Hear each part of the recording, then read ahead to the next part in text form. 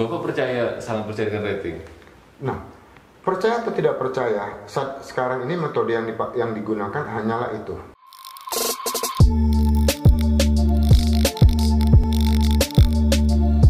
Radio Vlog is back, guys. Kali ini gue jadi guestnya. Oke, Kevin. Lo seorang pilot. Gue bakal tanya-tanya. Enggak ya? Vin, kita mau ngapain, Vin? Kita ngapain? Kita di mana? Kayak kita harus nyari bintang tamunya. Kita harus cari. Enggak sih, enggak nyari. Kita udah dapet. Kita udah tahu siapa. Dia jauh banget soalnya di Pakistan. Enggak ada di sini. Cuman dia nggak bisa datang ke sini. Tapi kita memang harus mendatangi beliau. Di India. Kagak di sini. Enggak di India. Enggak, di sini. Bener ya? Bener. Bener ya? Bener. Di sini harusnya dia ke sini. Di Jakarta. Oh, di Jakarta. Oke. Ya, ngomong yang jelas. Tapi kan kita memang harus mendatangi beliau karena beliau nggak mungkin dong beliau yang kesini. Betul, karena beliau itu adalah salah satu sosok yang sudah menjadi suhu bagi kita. Contoh ya, idola ya. Idola. Apa kita langsung aja ke sana? Kayaknya udah pada tahu kan siapa? Udah baca idola kan? Udah tahu siapa ini. Benar. Oh iya, karena masih COVID, kalau kita mau keluar rumah, ikutin protokol dari pemerintah. Kesehatan. Ngapain? Vaksin dulu. Belum ada. Kita pakai masker, guys. Jadi kita pakai masker. Nih kita sekarang biar kalian pada tahu nih, kita tuh punya ilmu sebenarnya. Tapi jangan bilang ya. Cuma Randy yang punya ilmu. Gue sih cuma diikutin aja. Bener ya? Lu aja yang gila kan? Kita punya ilmu, kita harus pakai masker dulu tuh ya. Ada gimana ini dong? Oh, iya. Bukan. Di sini. Tiba-tiba kita udah sampai di kantornya dia ya. Oke. Lu udah tahu koordinatnya? Tolong di ya, gua save dulu ya. Ini ceritanya jadi 5 ya? Puter, gua jadi 5. Iya. Siap Zidane. Oke, Kevin, lu pegang tangan gua. Nggak mau ya? Lu nggak mau sih? Oke, nggak apa-apa. Pegang ini dong. Mesin gitu nih. Mesin ini. 1, 2, 3. Oke, Pak, kita nyampe di sini juga. Jauh Pak kita jalannya Pak. Tadi berapa jam akhirnya sampai di sini. Telepon kita. Kantornya Screen Media Film. Guys, kita sekarang beda daripada radio vlog biasanya yang kita wawancara di studio. Kali ini tamunya sangat penting. Jadi kita harus spesial. Kita harus nyamperin. Pak Sugden. Sehat, thank you udah mampir ya. Kita itu makasih. Kayaknya ini acaranya inovatif banget. Jadi udah dapat ke sini. Jadi udah jemput bola. Harus Pak. Harus gitu. Jadi apa? Rencananya apa nih? Konten ini mau di apa nih rencananya? Begitu. Nah, ya kita sih di YouTube Pak. Jadi sebenarnya itu kalau radio vlog itu intinya kita dimulai dengan part basa-basi dulu. Part basa-basinya itu ya kita kayak guest kita. Ini Pak Sugden menceritakan tentang perjalanan karir Bapak lah dari dulu sampai menjadi seorang produser yang ternama. Siapa yang nggak tahu, ya kan? Setuju. Benar kan? Jadi diharapkan untuk menginspirasi. Jadi menginspirasi para viewers juga. Gitu. Nah, sebenarnya kalau kita lihat bicara perjalanan kan semua orang punya perjalanan berbeda. Ya. Nah, kalau saya tarik mundur 30 tahun lalu, 30 tahun lalu ya, which is background saya tuh dengan apa yang menjadi kecintaan saya saat sekarang sebenarnya sangat jauh berbeda. Saya tuh kuliah dulu di pertanian sebenarnya. Pertanian ya? Terus bagaimana? Ya, nah cuman ada satu hal yang saya bawa dari masa kecil saya. Saya tuh hobi nonton. Saya hobi baca komik. Ya, nah jadi mungkin ini merupakan salah satu yang memotivasi saya ataupun sebuah karakter dari masa kecil saya untuk kebawa sampai ketika saya mengambil jurusan kuliah di pertanian tapi tetap dunia filmnya tetap saya cintai gitu. Nah, ketika saya terjun di dunia kuliah di pertanian itu sebenarnya karena lingkungan, bukan keinginan saya sebenarnya. Ya, nah keinginan saya itu sebenarnya dulu adalah ingin kuliah mengambil jurusan kedokteran. Saya pernah tes kuliah di Unsia di Aceh waktu itu tahun 87. Ya, tahun 87 kebetulan nggak diterima. Kalau diterima ya syukur saya nggak diterima. Beda cerita gitu. mungkin kalau diterima waktu itu saya ya seperti kalian bilang bahwa saya populer, tapi saya nggak merasa saya populer. Selalu begitu Mas. Iya.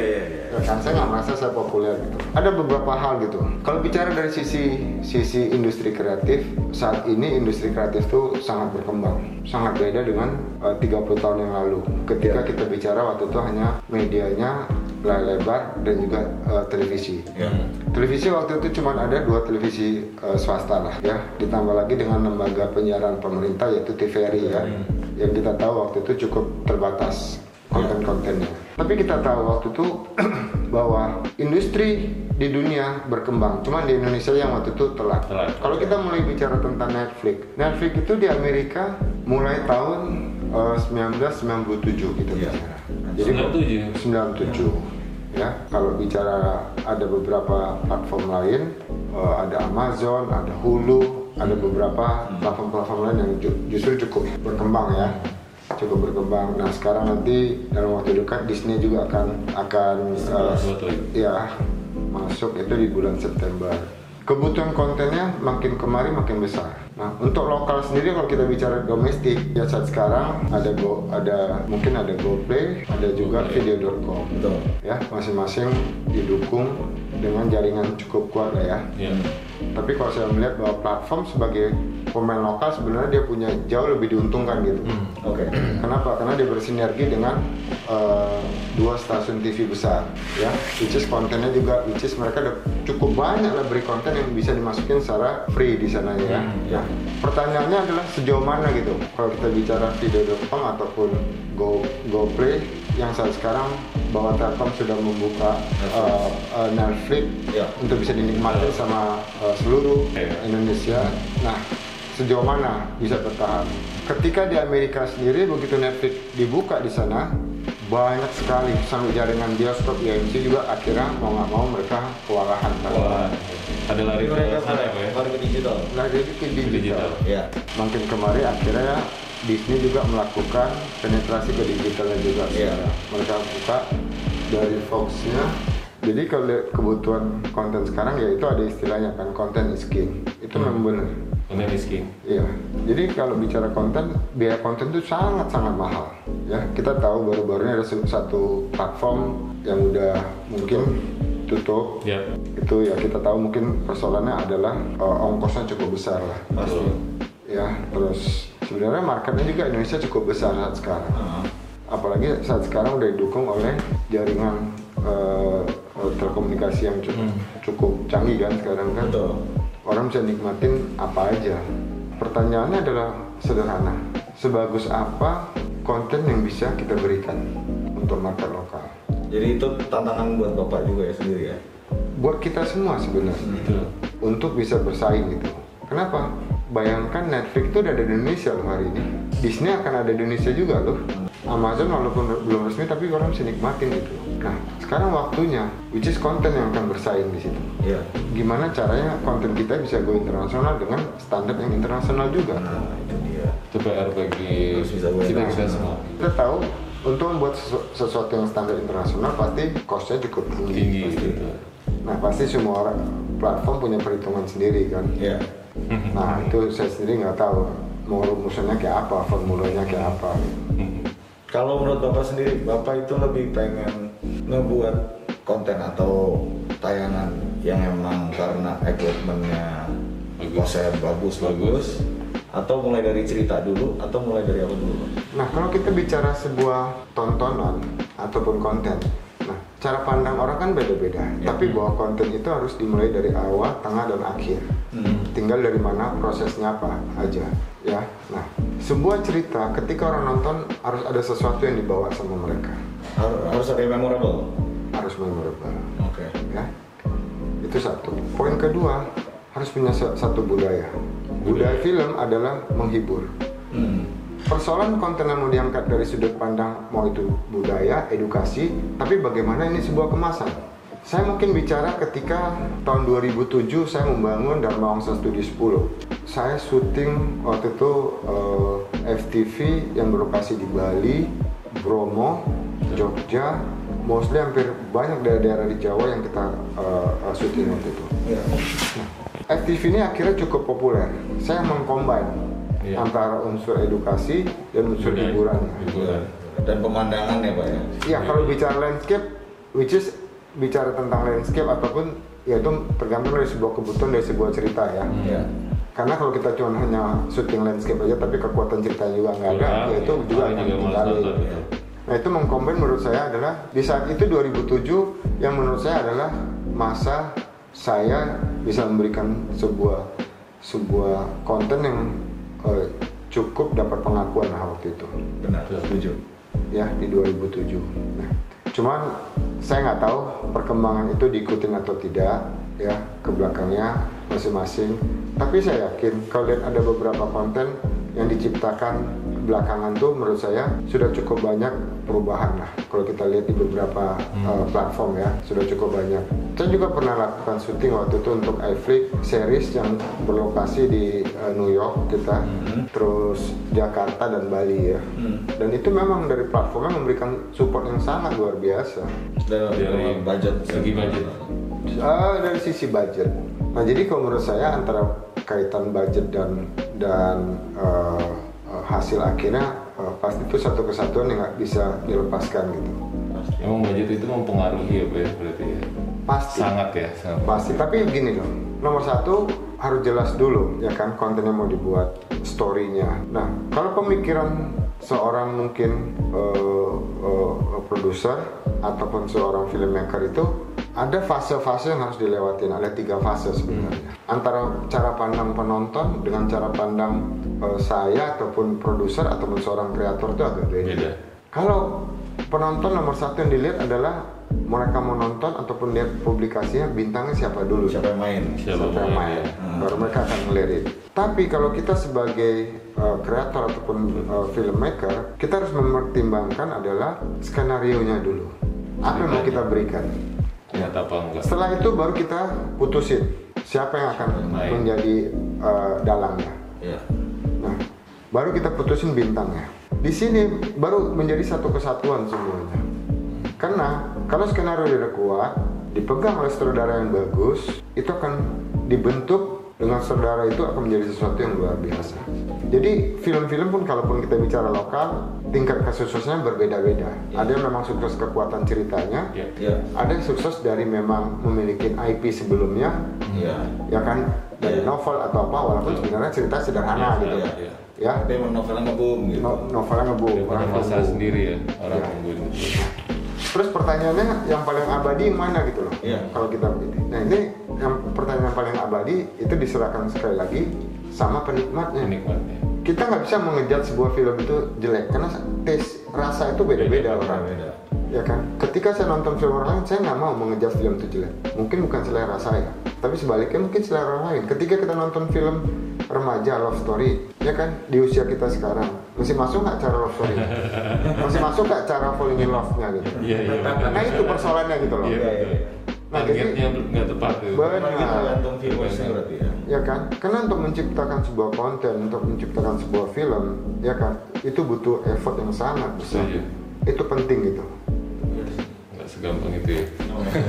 Ya karena kan banyak tuh film orang apa namanya, wah filmnya jelek banget gitu, pasti murah nih budgetnya gitu. Dia ngeliat dari segi gambarnya, segi pemainnya gitu, makanya nggak laku.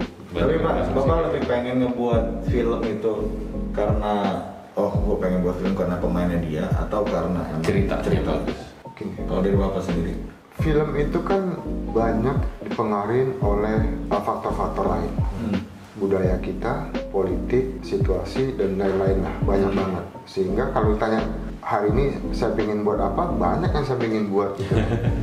Cuman kan ada rambu-rambu yang saya nggak bisa tabrak. Iya, benar. Ya kan? Setuju. Ada hal-hal yang kita nggak bisa angkat. Iya, yang tabu gitu nggak boleh.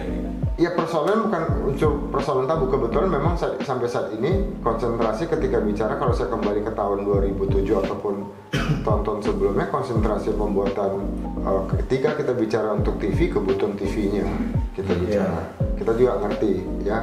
Terus ketika bicara lebar, nah di sini kan bebas kita mau buat apa aja. Kenapa? Karena di sini penonton yang datang ke bioskop memutuskan gitu. Iya. bukan stasiun TV. Tapi kalau stasiun TV kita menyesuaikan, walaupun sebenarnya kita dikasih ruang. Nah, ruang itu ditentukan sebuah barometer. Barometer itu adalah rating. Ini yang menjadi patokan gitu. Patokan di situ film sebuah konten itu panjang atau tidak adalah rating, bukan bagus atau tidaknya. Jadi kalau mencari sebuah konten itu bagus atau tidaknya, mungkin kalau bicara hari ini kita nggak bisa melihat dari sebuah stasiun televisi. Benar. Ya kan? Karena itu. Iya, karena yang dilihat dari sana adalah ada tolak ukurnya adalah sebuah rating yang membuat nyawa serial itu menjadi panjang. Iya. Saya masih ada pertanyaan ini tentang rating nih Pak. Oke. Ya. Bapak sangat percaya dengan rating? Nah, percaya atau tidak percaya, sekarang ini metode yang digunakan hanyalah itu. Hanya itu ya? Iya. Karena kita tidak punya pegangan kecuali rating itu gitu. Karena kita ketika bicara rating ataupun Nielsen bukan hanya bergerak di rating, hanya bukan di TV aja. Betul. Banyak juga yang lain-lain yang mereka lakukan survei gitu. Betul. Termasuk media cetak juga. Oke. Karena kalau ya saya udah diskusi sama Ren.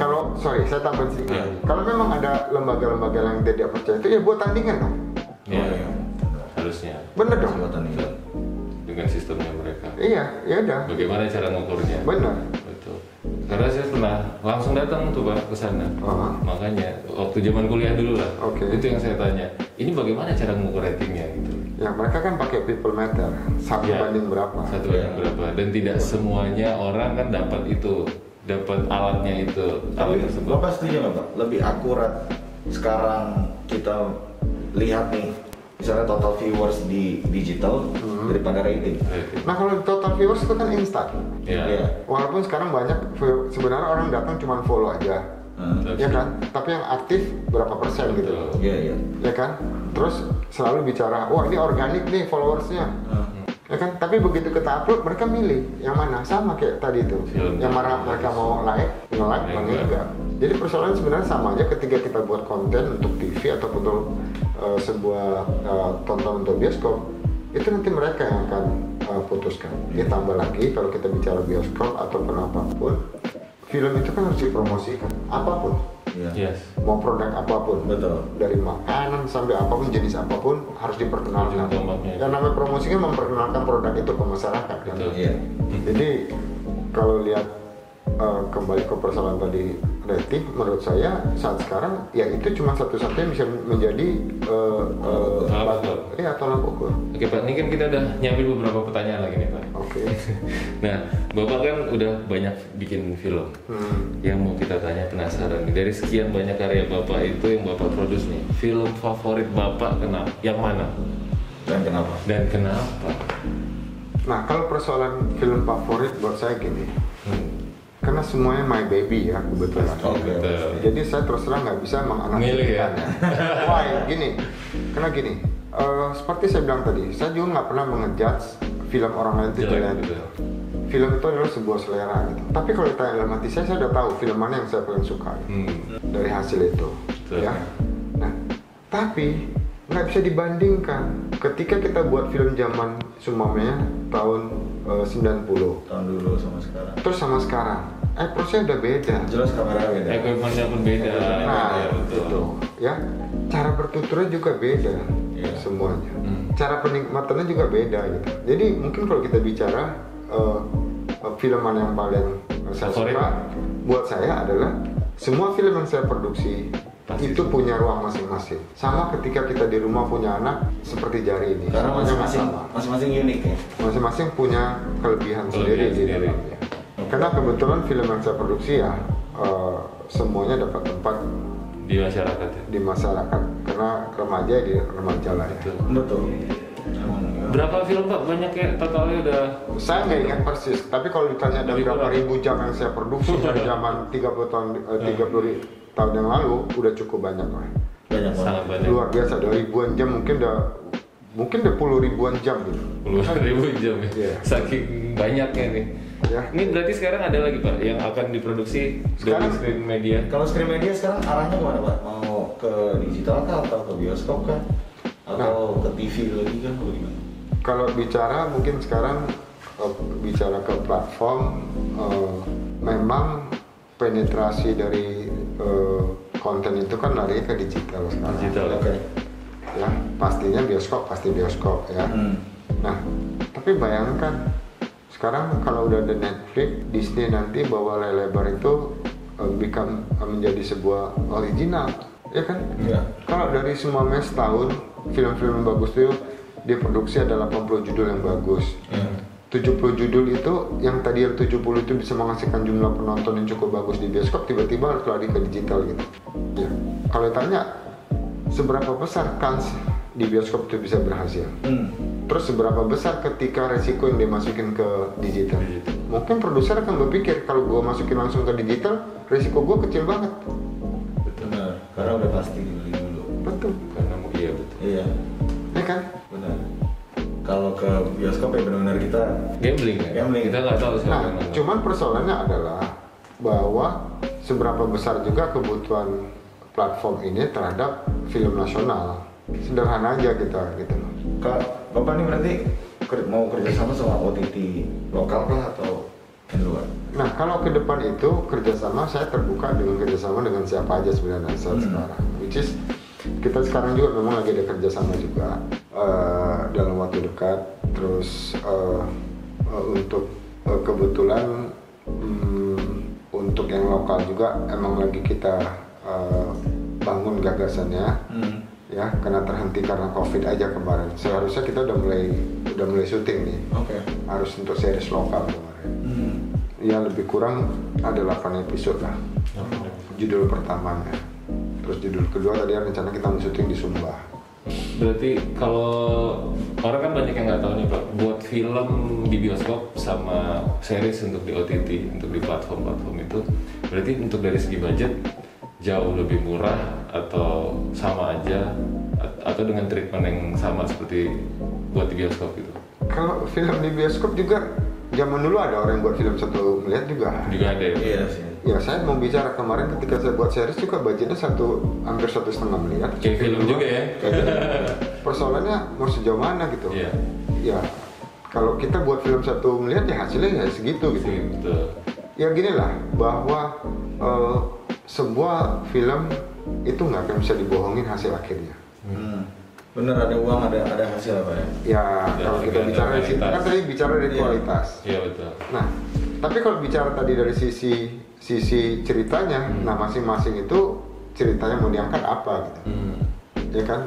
Itu kan persoalannya. Jangan stereotip lagi gitu. Betul. Karena beberapa kali itu ketemu sama orang film gitu, sekarang ke digital aja karena lebih murah budgetnya. Karena mereka pun nggak usah keluarin duit banyak gitu. Menurut mereka seperti itu. Makanya ini kan kita tanya langsung nih ke sumber, ke suhu. Kalau kita digital kan which is kayak dulu kita ya, which is ya kita yang dibiayain. Kita yang dibiayain ya. Iya kan? Betul. Cuman kita harus kasih sesuatu gitu loh. Dan mereka kan pilih bahwa semua yang mereka bisa kerjasama kan mereka lihat track record ya. Kalaupun kita lihat sampai sekarang mungkin produser-produser yang punya output untuk ngisi-ngisi platform kan rata-rata produser yang punya jam terbang di situ. Betul. Bukan yang baru-baru ya Pak. Bukan yang hit and run gitu. Coba satu nggak jalan udah stop, kan nggak bisa. Konten nggak bisa begitu gitu. Betul. Ya kita baru belajar juga ya. Makanya kita arahan ini Pak. Jadi emang harus ini ya apa namanya, semangat Vin. Semangat juga dong. Iya kan? Nah, ini kan udah 2 film dari. Iya, tapi belum karena COVID Pak. Jadi nggak jadi tayang kan. Makanya kita lagi belajar untuk ke digital. Terus kita ada pertanyaan lagi nih. Nah ini agak beda nih. Dari mata seorang produser, siapa yang menjadi favorit aktor? Nanti nggak bisa lagi. Anak lagi nih. Bahaya. Nih. Nah, kalau bicara favorit, ada sebuah tuntutan dalam sebuah cerita gitu, ya. Nah, itu masing-masing tuntutan ceritanya pasti karakter yang diminta dengan sesuatu yang berbeda. Betul. Ketika saya kemarin syuting di bawah umur, Di bawah umur ya. nah, judul di bawah umur, ya kita tahu kalau favorit saya semuanya Reza Rahadian, Vino Bastian, Dimas Anggara, kan which is mereka udah nggak bisa masuk di sananya. Di atas umur. Iya, ya kan? Udah nggak Tuh bisa dia masuk. udah ketuaan sih. Nah, tapi kalau bicara secara selama ini hubungan kerja saya cukup baik hubungan kerja semuanya, karena dari tahun 2007 ketika saya bangun FTV syuting di Bali semuanya saya berhubungan kerja sama mereka semuanya. Iya. Coba sebutin, semuanya saya kerja sama. Betul. Semua saya kerja sama, mau dari siapa? Vino, Dimas, Abimana, semuanya kerja sama saya semua sama mereka. Jadi satu pun nggak ada yang terlewatkan. Yang bintang-bintang sekarang itu adalah semua yang pernah kerja sama saya. Iya benar, yang ditelurkan ibarat. Iya. Ya kan?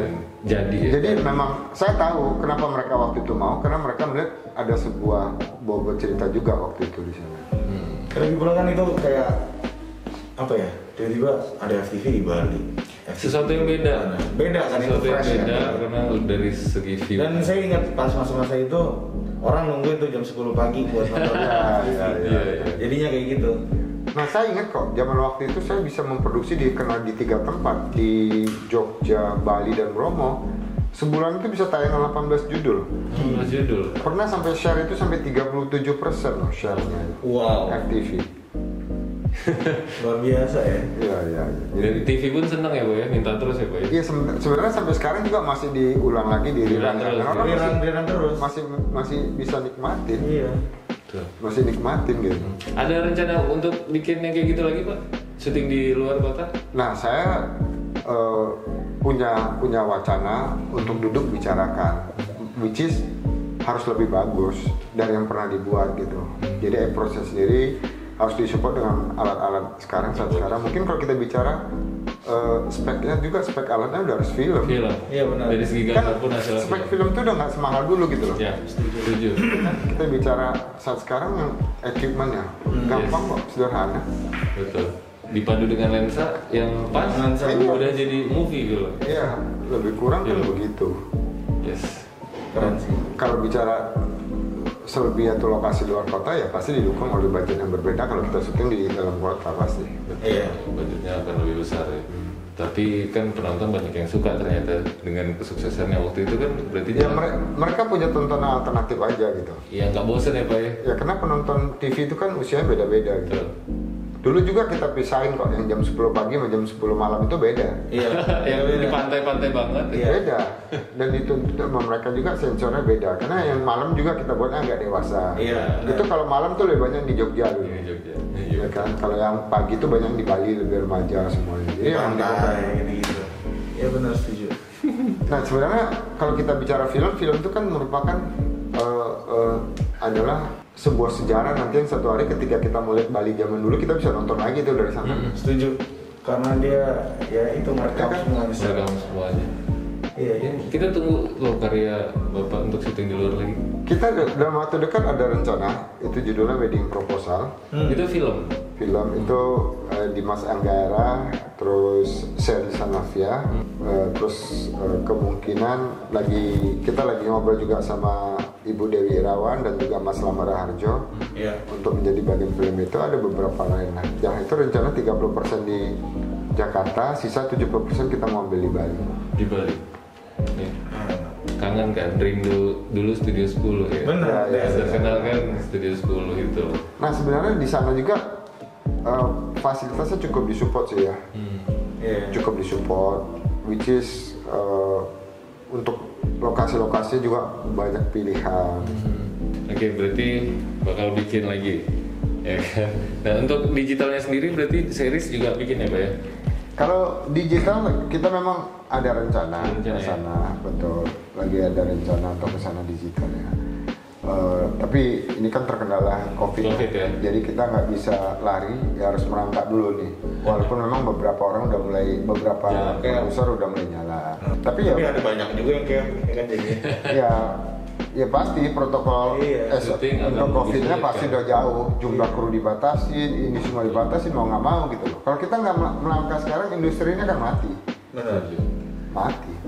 Menurut Bapak gimana Pak? Itu kan bioskop belum dibuka. Tadinya kan rencananya tanggal 29. Betul.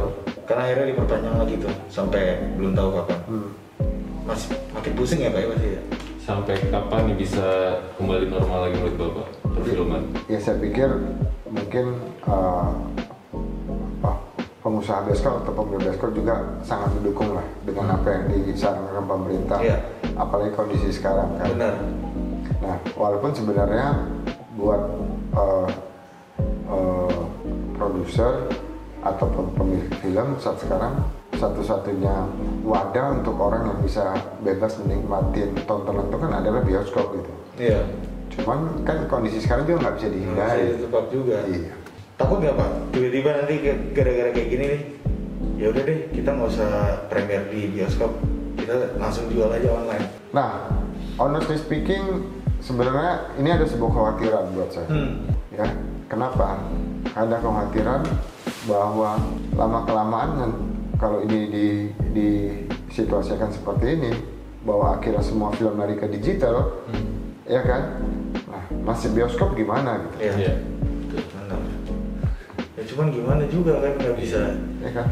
Jadi dari Bapak sendiri apa nih Bapak? Kalau saya tetap saya akan dukung bioskop. Tetap. Saya akan dukung bagaimanapun bahwa bioskop di Indonesia harus tetap kita support, harus tetap hidup. Ya kan? Satu-satunya itu adalah tempat di mana orang film bisa memberikan karya untuk masuk ke sana gitu. Persoalan nomor sukses atau tidaknya itu tergantung konten yang mau kita berikan apa. Iya. Ya tahan-tahan dulu lah ya Pak ya. Ya situasinya mungkin ya tinggal kita lihat, wait and see lah. Tapi mudah-mudahan nggak lama lah. Iya. Ya, mudah-mudahan bisa cepat berjalan. Amin, semoga biar film-film Pak Sugdev tayang semua. Ya semua lah kan film nasional. Saya kepingin justru film nasional itu bisa cepat beredar semua. Beredar lagi ya. Ya kan. Banyak kok film yang lagi nunggu tuh banyak banget. Iya Pak. Termasuk kita. Iya. Jadi cukup banyak lah di situ. Benar. Jadi lagi apa produksi apa Kevin sekarang? Sekarang sih kita ya selain podcast ini kita buat web series juga. Untuk Web series tapi untuk di YouTube di channel kita sendiri juga. Kenapa nggak coba tawarin mungkin ke ini platform ataupun kemana? Kita proses Pak. Karena kita berpikir kita lebih baik untuk awal membuat portofolio sebagus-bagus. Kita buat pilot project sebagus-bagusnya. Jadi kita lebih pede juga untuk lebar ke platform. Oke, good luck lah. Mungkin Siap. datang ke sini nanya kisi-kisi juga nih. Kalian udah jago-jago. Enggak Pak. Bapak sih. Udah jago-jago lah. Saya aja masih belajar terus loh. Tiap Mungkin hari ada belajar tips terus. lah dari Bapak untuk pemula kayak kita membuat sebuah karya itu seperti apa harusnya. Yang penting jangan pernah berhenti belajar, Ya. Betul. ya. Setuju. Jangan pernah berhenti belajar. Kalau menurut saya kita nonton itu adalah belajar secara gratis. Tontonlah banyak gak apa-apa, tapi Iya. dengan catatan jangan memplagiat. Ya, Iya. kan? Ya. Tapi itu kayak inspirasi ya, jadi referensi ya Pak ya. Iya, belajar kita menulis dari sana bagaimana, belajar kita editing dari sana semuanya. Saya ketika belajar dulu, ya background saya pertanian, saya otodidak. Lama saya untuk belajar, itu emang lama. Tapi minimal kan ada sesuatu yang, ya gini, ketika kita mau saya yakin pasti semuanya ada jalan lah. Yang penting Karena yang membesarkan kita itu adalah kontennya, bukan duit kita loh, hasil karya kita. Berarti harus buat karya semaksimal mungkin. Iya, harus buat sesuatu yang orang lain tahu gitu. tapi karya pun perlu zaman sekarang perlu duit juga ya. Ya itu. Tuh, makanya Jadi semua dilemanya investor itu. disupport karyanya. Ya kan? Konsep disupport ya kan. Ditonton lah, dinikmatin lah karya. Karena benar karya kembali lagi Pak, jadi karya butuh uang juga. Kalau sekarang butuh modal dan Habis itu balikin modal lagi. gimana caranya? Ya artinya kan semua udah diperhitungkan matematika. Iya, betul. Ya. Cuman saya saranin kalau membuat film jangan pernah utang aja, itu aja deh. Oke. Berarti cash apa ya semuanya? Harus ya. Harus punya duit sendiri. Iya. Kalau nggak mending nggak usah Pak ya. Mending jangan. Iya. Oke. Tuh yang mau pengen bikin film. Jangan, oke, jangan. Mending nggak usah punya niatan bikin film. Gitu ya. Nikah aja deh, mau buka apa kayak warung gorengan atau segala macam. Biar nggak ada saingan ya. Nggak usah bikin film. Siap Pak Sugdev, terima kasih banyak Pak. Oke, sama-sama. Ya, thank you udah mampir. Ya, Semoga Bapak sehat selalu. sukses buat kalian ya. Siap, Sukses. Saya Oke. habis ini kita terbang lagi Pak ya ke studio. Oke, terbang lagi, lompat lagi. Lompat lagi. Oke. Ya udah. Kita lompat Pak ya. Sampai ketemu kita Pak. Bye. Oke, aduh. Udah. Taruh. pantat gue sakit. Oh, udah tua. Enggak, tadi Enggak. mendaratnya kencang. Kekencengan. Karena udah tua. Gue kan masih muda. Mendarat sekencang apapun nggak sakit. Oke guys. Oke guys, kita buka lagi maskernya. Kita tadi udah jalan-jalan ke Pak Sukdev. Iya, alhamdulillah Jadi- kita sudah bisa berbincang dengan Pak Sukdev ya. Sudah banyak ilmu yang kita dapat dari Pak Sukdev. Betul. Yang harus dicontoh bagi kalian para sineas muda yang baru mau memulai. Karena beliau itu udah jadi inspirasi buat kita. Iya, dia seorang produser yang terkenal. Handal. Yang handal, menghasilkan bermacam-macam film. Kalau boleh ditanya tadi berapa ribu? Ribuan. Ribuan film. Ribuan yang udah karya. dibikin sama Ribuan dia. karya yang udah dibuat. Betul.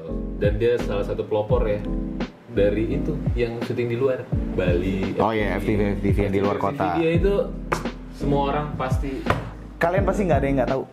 Tahu semua. gimana? Nggak ada yang nggak tahu. Nggak ada. Tahu semua. Oh iya, ada. Iya kan. Oke, terima kasih sekali lagi Pak Sukdev. Kalau gitu kita pamit. Bye. Iya. Iya. Jangan lupa Oh iya. di share, di like, dan di komen, dan di Iya. subscribe. Oke? Mau nggak pegang? Iya udah, boleh. Kali ini ya. Oke. Radio Vlog out.